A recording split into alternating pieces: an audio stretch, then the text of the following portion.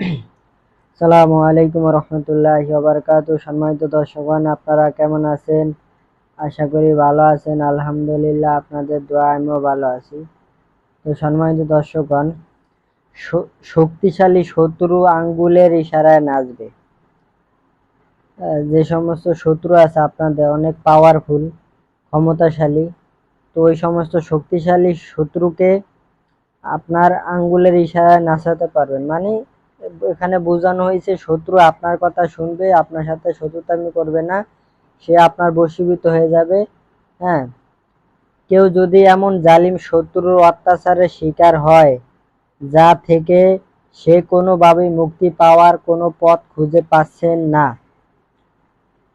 তাহলে এই আমলটি করুন, ইনশাআল্লাহ তখন শত্রু পালানোর পথ খুঁজে পাবে না।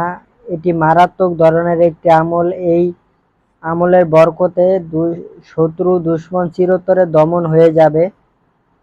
শত্রু আপনার বশীভূত হবে। মানে ভুল লাগছে, বশীকৃত লাগছে,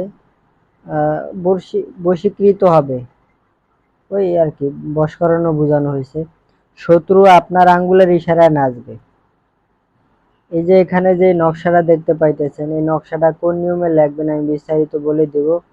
তো এই তদবিরের অনুমতি পেতে হলে ভিডিওতে একটা লাইক করবেন, অন্য ভাইদের উপকারের জন্য শেয়ার করে দিবেন, কমেন্টে বলবেন আমি অনুমতি চাই, তাহলে অনুমতি দিয়ে দিব। তো নিচের নকশাটি: মেশক, জাফরান, কুমকুম ও ধুতরার রস। মেশক, জাফরান কালি, কুমকুম আর ধুতরা পাতা আছে না, এই ধুতরা পাতার রস একত্রে মিশিয়ে সাদা কাগজে 3টি নকশা লিখবেন। এই যে নকশাটা আছে, এই নকশাটা সাদা কাগজে 3 পিস নকশা লিখবেন। এখানে বলা হয়েছে মেশক, জাফরান কালির সাথে কুমকুম ও ধুতরার রস। কুমকুম কাকে বলে এগুলা আপনার ইউটিউবে সার্চ দিয়ে দেখে নেবেন। জাফরান কালি কাকে বলে অনেকে চিনে না, ইউটিউবে সার্চ দিলে পাইবেন। আর ধুতরা পাতা অবশ্যই আশা করি সবাই চিনেন। তো ধুতরা পাতায় 3টা একত্রে আপনি কি করবেন, রস কালি একত্রে মিক্স করে আপনি নকশা 3 পিস লিখবেন। নকশার নিচে শত্রুর নাম ও তার পিতার নাম লিখবেন। আর শত্রু যদি মহিলা হয় তাহলে তার মায়ের নাম লিখবেন। মানে এখানে বোঝানো হয়েছে, এই যে নকশাটা 3 পিস লিখবেন না, এই নকশাটি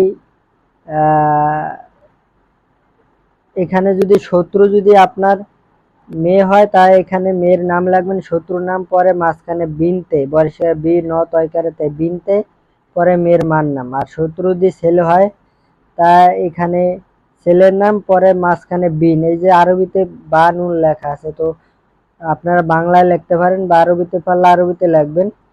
শত্রু যদি ছেলে হয় এখানে ছেলের নাম লিখবেন, মাঝখানে বিন, বর্ষের বিন অবিন, পরে ছেলের বাপের নাম লিখবেন। এভাবে 3 পিস নকশা লিখবেন। এই নকশাটি লিখবেন মঙ্গলবার দিন আসরের নামাজের পর থেকে মাগরিবের নামাজের পূর্বে। মানে আসরের নামাজের পর থেকে মাগরিবের আজানের পূর্বে, এই মধ্যবর্তী সময়ের ভিতরে, যে কোনো সময়, এই মধ্যবর্তী সময়ে নকশাটি লিখবেন।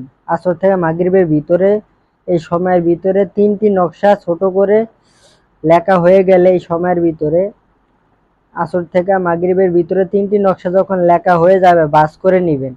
এরপর নকশা 3টা বাজার থেকে আপনি তাবিজ কিনে আনবেন, 3টা ভালো, যাতে ফাঁক ফুক না থাকে। তো ভালো 3টা তাবিজ কিনে এনে বাস করে 3টা তাবিজের ভিতরে 3টি নকশা ঢুকাইবেন। ঢুকায়া আপনি মোম দিয়ে আটকাইবেন। আটকানোর পরে একটি নকশা শত্রুর বাড়ির মেন দরজার সামনে, যেই শত্রু আপনাকে জ্বালাতন করে ওই শত্রুর বাড়ির যে মেইন দরজা আছে দরজার সামনে একটা পুঁতে দিবেন। একটি শত্রু চলার রাস্তায়, মানে যেই রাস্তাটা শত্রু সবসময় চলাচল করে ওই রাস্তায় একটা পুঁতে দিবেন। আর একটি গাছের ডালে ঝুলিয়ে দিবেন। বড় গাছ আছে যে সমস্ত, একেবারে গাছের মগ ডালে ঝুলিয়ে দিবেন যাতে কেউ কারো চোখে না পড়ে। গাছের ডালে ঝুলিয়ে দিবেন। শত্রুতা ছেড়ে আপনার আঙ্গুলের ইশারায় নাচবে। ঠিক আছে, এই আমল করলে যেভাবে বলেছি এভাবে যদি করতে পারেন তাহলে শত্রু আপনার সাথে শত্রুতামি তো করবেই না, এবং আপনার আঙ্গুলের ইশারা নাচবে, আপনি যেটা বলবেন সেটা করবে। ঠিক আছে, আশা করি আমার কথা বুঝতে পারছেন। তো এতটুকুই। আসসালামু আলাইকুম রহমতুল্লাহি ওয়া বারাকাতুহু।